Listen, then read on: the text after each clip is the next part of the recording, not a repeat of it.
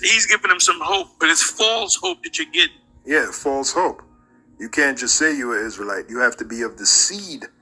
The Apostle Paul in the book of Romans, the 9th chapter, spoke about the seed of the lineage of the nation of Israel. You have to be of the seed and lineage of the nation of Israel. All right, the scripture speaks about the seed of Jacob. Not every nation comes out the seed of Jacob. Okay, Jacob's name was changed to Israel.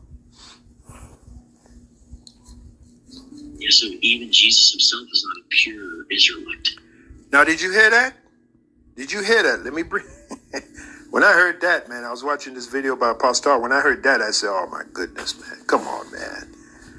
Come on, dog. Let me bring it back for you. Listen carefully. I can't put it any louder on my phone, so you have to listen carefully. Hocus pocus, you become an Israelite. He's giving them some hope, but it's false hope that you're getting. Yeah, so even Jesus himself is not a pure Israelite. What does he mean by that? He said even Jesus himself, which his true name is YAHAWASHI, even Jesus himself is not a pure Israelite? What kind of stupidity is that, man? That's just stupidity. That's just, you know, it goes beyond ignorance. It's stupidity. And for a guy who boasts about his what do you call that? His doctorate, all right? The word escapes me right now, that he received from some Bible university, some seminary, all right? For a guy to, every now and then he mentions that, you have to wonder, what the hell did he learn at that seminary? Shalom, giving all praises to the Heavenly Father, YAHAWAH, BaHa SHAM, YAHAWASHI, BaHa SHAM, QADASH. Double honors to the apostles, the elders at Great Millstone, who rule well. Peace and salutations, as always, to the elect, and you all heard it for yourself. Vocab Malone just pretty much made one of the most stupid statements that I've heard come out of the Christian community. And this just shows its desperation. But this is Apostle Gabar's video. I'm going to respond briefly to it. Daily edification for Vocab makes a major faux pas. All right. And you heard it for yourself, Vocab Malone, which is using Ruth the Moabite, you know, as a means to say that because a heathen is within the lineage of YAHAWASHI. Let's get the book of Matthew, the first chapter. Okay. Along with Rahab, you know, the harlot, she's also mentioned. This means that YAHAWASHI himself is not a full-blown Israelite. And you have particular Israelites who teach this doctrine as well. And it's a false doctrine. Basically the doctrine is that the woman determines the nationality of the child, the seed, not the father. Okay. And like we always say, you know, there is no such thing as a mixed seed. Okay. Now the seed of an Israelite man, okay, going into a heathen woman, that seed is still an Israelite. Now, the woman does have mitochondria DNA, which that can, you know, change how the child looks.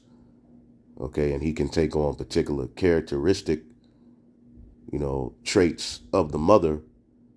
Okay, but it's still the seed of the father. Okay, if I plant an apple seed, all right, on some land here in America, okay, it may come out looking one way and it's still an apple. I take that same seed and plant it, okay, in Germany. Okay, the characteristics of it may be different, all right, because the land is different, the soil is different, the earth, which is the woman, is different, okay, but the seed itself will always be the seed of its father, and the Bible tracks the seed of the father. And to say YAHAWASHI wasn't a full Israelite It's absolute madness. So what was he? Okay, the prophecy in the Bible tells you that he would come out of the loins and lineage of David via the tribe of Judah. Okay, which Judah is one of the 12 sons of Jacob. Okay, Jacob's seed created Judah. Okay, and Judah had Pharez. All right, and as we'll show you, that's how that lineage, which eventually led to the Messiah, is here today in this point where we're reading in the scripture. Okay, so Matthew 1:1, the genealogy of the Messiah, the book of the generations of YAHAWASHI, the Messiah, the son of David, the son of Abraham. Abraham begot Isaac, and Isaac begot Jacob, and Jacob begot Judah and his brethren. And Judah begot Pharez and Zerah of Tamar, and Pharez begot Ursam. All right, now why does it follow Pharez and not Zerah? Because Pharez was the child, all right, in which the royal lineage of David would eventually come into play, all right, via this very story that we read about in the book of Ruth. Okay, when you read the book of Ruth, okay, which I've done various videos on this, so I'm not going to go all the way into it. Okay, as a matter of fact, what we're going to do, let's get the book of Micah, the 5th chapter, and the 2nd verse. A ruler from Bethlehem was promised to come. But thou, Bethlehem, Ephratah, all right, though thou be little among the thousands of Judah, yet out of thee, out of Bethlehem, Ephratah, or Bethlehem, Judah, okay, which is the place where David, Solomon, and eventually YAHAWASHI were born, the land which Boaz redeemed along with Ruth the Moabite in order for this lineage to be brought forth and continue in the earth. All right, and the woman has the egg that nourishes the seed which comes from the father. Okay, the mother's mitochondria DNA does not change the seed in itself. Okay, again, you may take on particular physical characteristics and look of the mother, okay, but you are the seed of your father. And the Bible doesn't deal with mixed seed, it deals with seed after its kind. Okay, as a matter of fact, let's just type in after its kind. After its kind.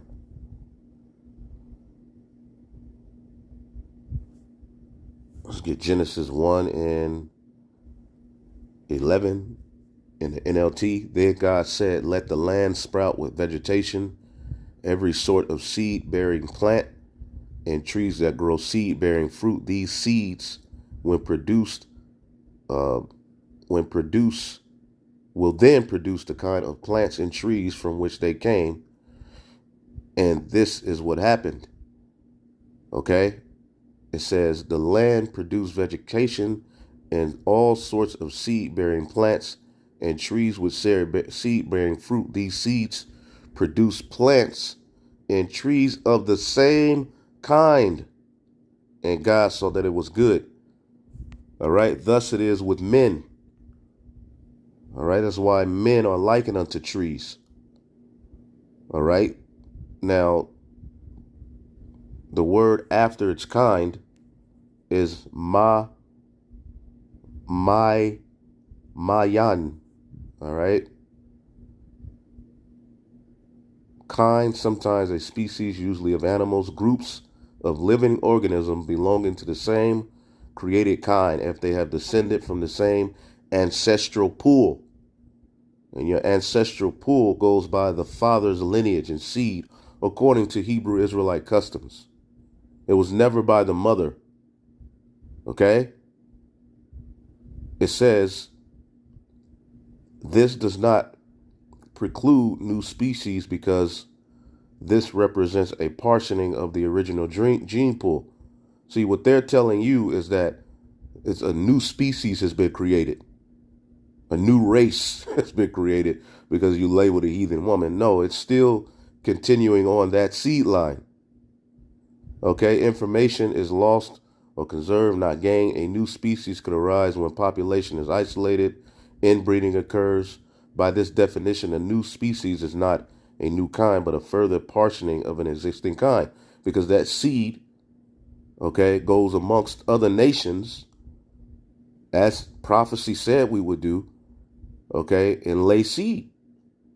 This does not create a new kind. This creates, all right, a seed after its kind. Okay? Point blank, period.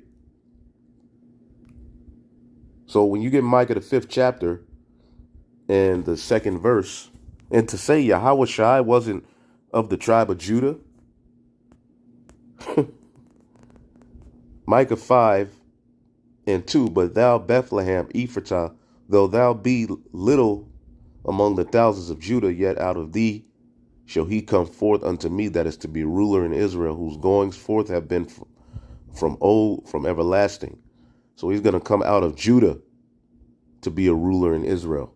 And Judah is one of the 12 sons of Jacob, okay, who the promise fell on, okay? And YAHAWASHI himself, in Revelation, the 22nd chapter, I mean, it just gets worse and worse with these people, man. YAHAWASHI himself tells you what? Revelation 22:16, I, YAHAWASHI, sent mine angel to testify unto you these things in the churches. I am the root and offspring of David, and the bright and morning star. See that? I am the root and offspring of David. Okay? What's the word offspring? So David wasn't a full Israelite. Solomon wasn't a full Israelite. Okay? None of these kings that we read about after Solomon's fall were full Israelites, because Solomon laid with an Ammonite woman to bring forth Rehoboam. So that right there cuts off that lineage of Judah. That's what these people will want you to believe. And this brings confusion. See, when you bring a doctrine like this in, it brings confusion, man. See what word I'm looking at for. YAHAWASHI himself said, I am the offspring, genos, kindred, offspring, stock, tribe, nation. Okay, basically, I was the one who came from the loins and lineage of David as it was promised. Because there was an oath made to David, okay, by the Most High, man, with the Most High, via Nathan the prophet. Let's get Psalms 132, I believe. Psalms 132 and 11.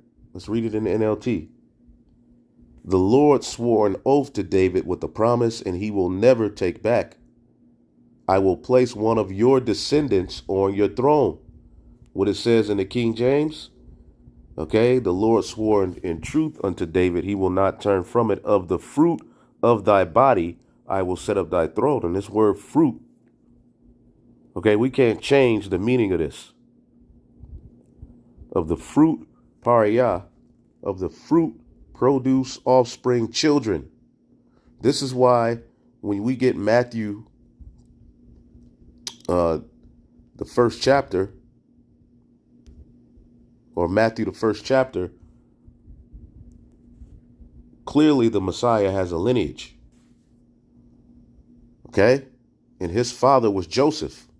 As you go through this lineage, okay, from, Abraham, Isaac, Jacob, Judah, Perez. Okay, you see that? Eventually, Boaz pops up in verse 5. And Salmon was the father of Boaz, whose mother was Rahab. Boaz was the father of Obed, whose mother was Ruth. Okay, Obed was the father of Jesse. See, the men are the ones who will continue in the lineage. It doesn't say in the lineage, well Ruth was the mother, and then Ruth continues the lineage. No, Boaz, who laid with Ruth, okay, eventually had Obed, who eventually had Jesse. Jesse was the father of King David. That's why the scriptures say the root of Jesse. Okay? And YAHAWASHI was clearly from that root. He's that root of Jesse. Okay? Isaiah 11:10, in that day there shall be a root of Jesse, which shall stand for an ensign of the people. Let's look up this word root. Okay?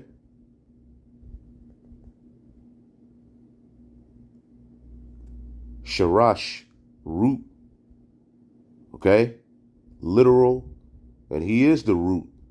He's the one that's going to sprout out of people involving firmness and permanence, figuratively, root, bottom. See here, root.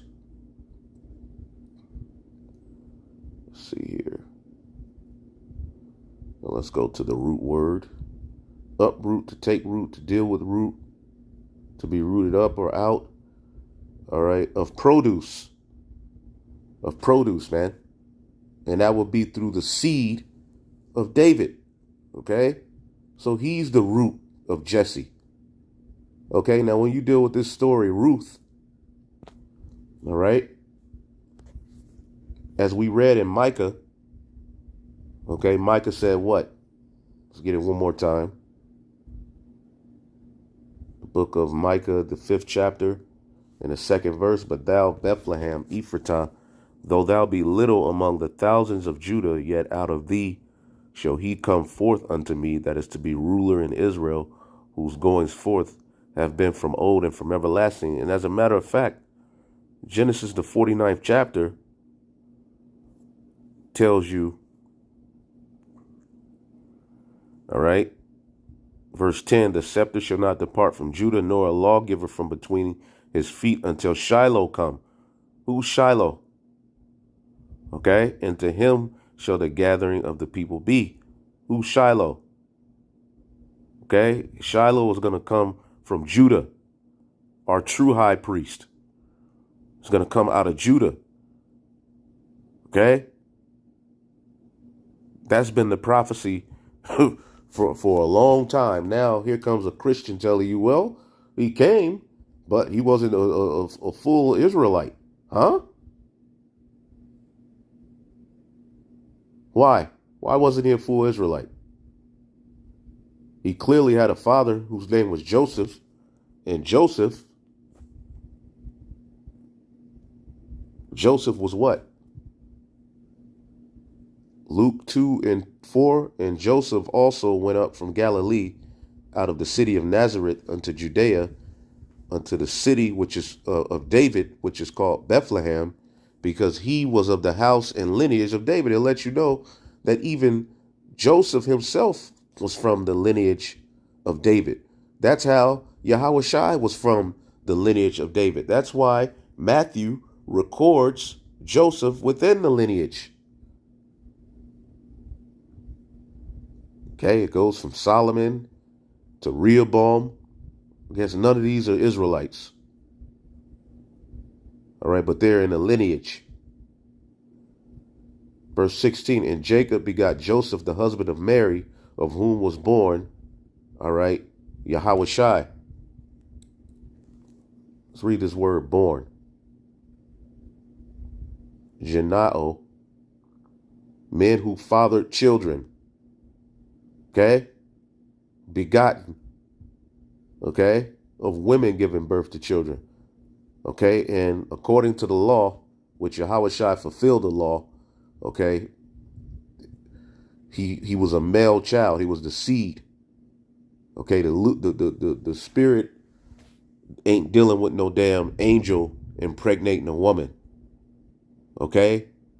The scriptures tell you he was made of a woman under the law. The law tells you how to handle Israelite seed, male seed, all right, going into a woman, or an Israelite made female seed going into a woman, and what are the customs and how to handle it. And YAHAWASHI was the male seed. But anyway, when you deal with this book of Ruth, okay, you had a particular Israelite, okay, who had this landmass of Bethlehem, Judah, which this is the land where David, Solomon, and YAHAWASHI was born. Okay? Bethlehem, Judah. Ephratah. Okay? We just read that in Micah, right? So this is Ruth 1:1.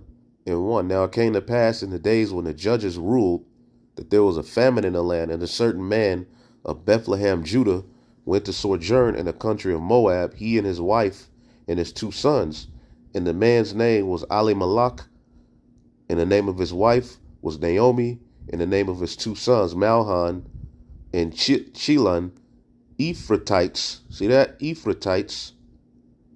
All right. From Bethlehem in the land of Judah. Okay. And this is that land that Boaz eventually redeemed, as we're going to show you. The land where YAHAWASHI was born. Okay. And they came into the country of Moab and continued there. And Elimelech, Naomi's husband, died, and she was left and her 2 sons. Okay, and as you read in verse 5, and Mahlon and Chilion died also, and the woman was left, all right, of her 2 sons and her husband. So Naomi was left with just Ruth. Ruth was born, all right, to one of her sons, but she died. They both died. Okay? So ultimately, Naomi was in a bind. Her husband, owned this particular landmass, Ephratah, Bethlehem, Judah. Okay? But he died, and then the sons died. Okay? So in ancient Israelite law, what would happen? Okay? Usually, the brother of that man who died will go in unto Naomi and raise up a seed unto Naomi so that the inheritance could be given to that seed, and that man who passed away, his name is continued because Elimelech died and his 2 children died, Mahlon and Chilion, as you can see that right there in verse 5. Okay, so when you read this story in Ruth, just to jump to the point, there came a point, okay, where Naomi, who was up in age, said, you know what? I don't, want to, lay with the particular kinsman, but whoever takes this land, they can take Ruth as a wife. Okay? So in chapter 4, all right, Boaz marries Ruth. Boaz, okay, was the kinsman redeemer here. Okay? Because as you read the story, there was another kinsman who came, but once he found out Ruth came with the deal, he didn't want nothing to do with the land. So Boaz, okay, eventually became the kinsman redeemer, which YAHAWASHI is going to be our kinsman redeemer. That's another reason why this is all tied to this story. This lineage, okay, of this lineage will come the true kinsman redeemer, the one who's going to ultimately redeem his kinsman back to the Most High and bring us back to the land that he promised unto us, man. Okay? Now,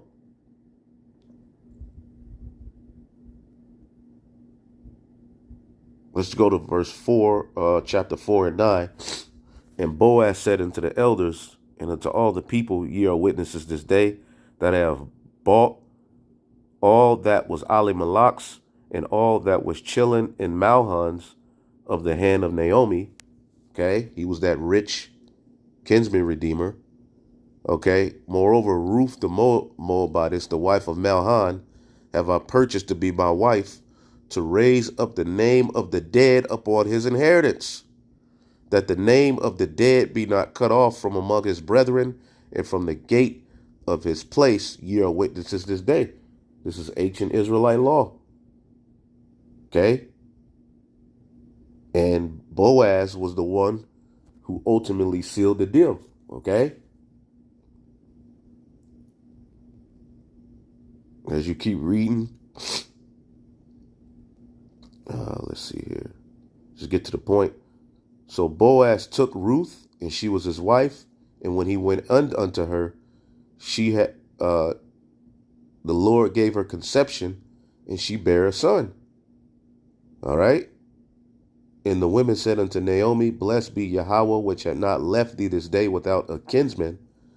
All right, that his name may be famous in Israel, because eventually YAHAWASHI is going to come from this lineage. Let's look up this word kinsman. Okay, so the whole thing is tracking the seed of Judah, yet you're going to have this bug out, and these bug outs in Israel tell you that YAHAWASHI himself is not a full Israelite, man.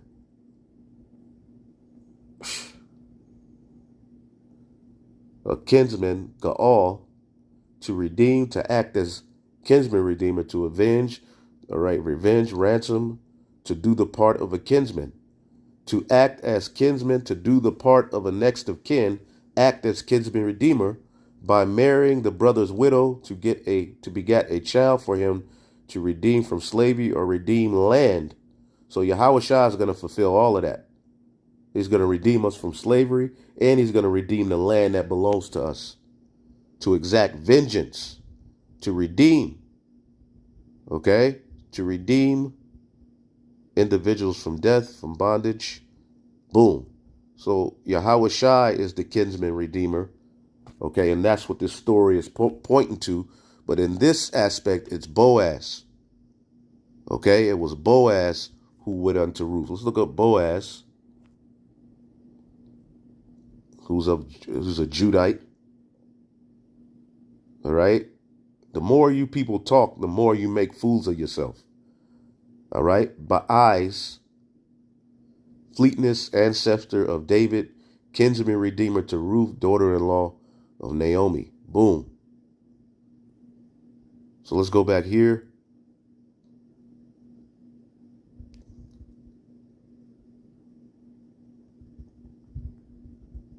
Verse 15, and he shall be unto thee a restorer unto thy life and a nourisher of thine own age. Because Naomi was in her old age. That's why she used, Naomi was in her old age. That's why she used Ruth, all right, as the one who came with the land that the kinsman will go in unto to have a seed so that that family's name can be continued along with that inheritance, man. But it would have to be an Israelite. It would have to be of the particular tribe, Judah. Okay, nobody from Ephraim, okay, could come and fulfill this. It would have to be of that particular tribe. Okay? So right here, the line of David began. Okay, there's a story in Numbers. Okay, it only one of the seed of Manasseh could go in unto the daughter to get that land. It couldn't be one of Judah. That would be confusion, even amongst, all right, the particular tribes. All right, when it came to inheritance, one from Judah couldn't inherit that what belonged to Manasseh. One from Manasseh couldn't inherit what belonged to Naphtali, and so forth, man. So here it is. You have the law being fulfilled of a kinsman redeemer. So it would have to be a Judite. Okay? It would have to be a Judite, man. And this is following the line of the Messiah. Okay? The line of David began here. And Naomi took the child and laid it in her bosom and became a nurse unto it. And the women and her neighbors gave this, it a name, saying, there is a son born to Naomi. And they called his name Obed. He is the father of Jesse, the father of David. See that? Obed came from Boaz and Ruth. Okay, let's look up Obed. Should be Ibad. Yep, YAHWAH, servant or serving. Okay, son of Boaz by Ruth, grandfather of David. So Ruth was the grandmother of David. That didn't change the seed line. Maybe how they looked a little bit, but it didn't change the seed line.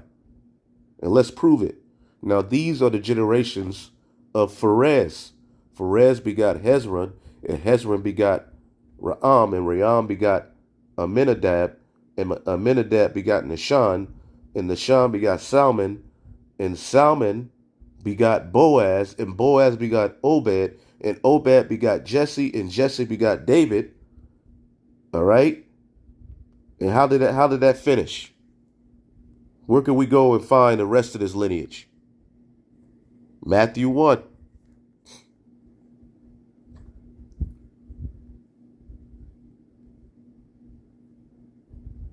Let's see here.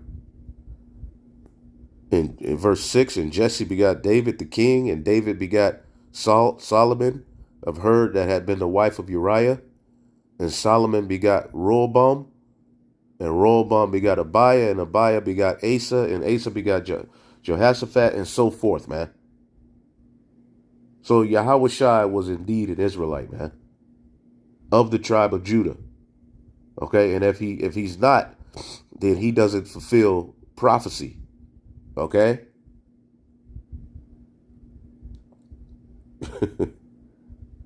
Oh, man. Kedar, Judah, Matthew 2 and 2, saying, where is he that is born of the King of the Jews?